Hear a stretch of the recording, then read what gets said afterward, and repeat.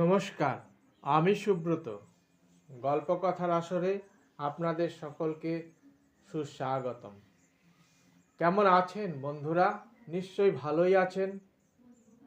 আর কেমন লাগছে আমার এই গল্পকথার আসর? যেমনই লাগুক কমেন্ট করতে কিন্তু ভুলবেন না। আর একটা সাবস্ক্রাইব করে দেবেন। আসুন বৃথা সময় নষ্ট না করে আমরা মূল বিষয়ে ফিরে আসি। আজকে আমি আপনাদের জন্য নিয়ে এসেছি শ্রীরামকৃষ্ণ কথামৃত থেকে নেওয়া কয়েকটি কথা।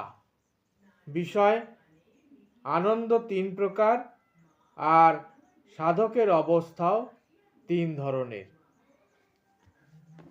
ঠাকুর শ্রীরামকৃষ্ণ দেব পণ্ডিতের উদ্দেশ্যে বলছেন, তোমাকে এইটে বলি, আনন্দ 3 প্রকার: বিষয়ানন্দ, ভজনানন্দ ও ব্রহ্মানন্দ।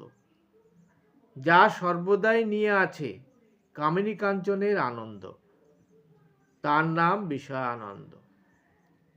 ঈশ্বরের নাম গুণগান করে যে আনন্দ, তার নাম ভজনানন্দ। আর ভগবান দর্শনে যে আনন্দ হয়, তার নাম হলো ব্রহ্মানন্দ। ব্রহ্মানন্দ লাভের পর ঋষিদের স্বেচ্ছাচার হয়ে যেত। চৈতন্যদেবেরও 3 অবস্থা: অন্তর্দশা, অর্ধবাহ্যদশা ও বাহ্যদশা। অন্তর্দশায় চৈতন্যদেব ভগবান দর্শন করে সমাধিস্থ হতেন, জড় সমাধির অবস্থা হতো। আর অর্ধবাহ্যে একটু বাইরে হুঁশ থাকত। আর বাহ্যদশায় তিনি নাম গুণকীর্তন করতে পারতেন।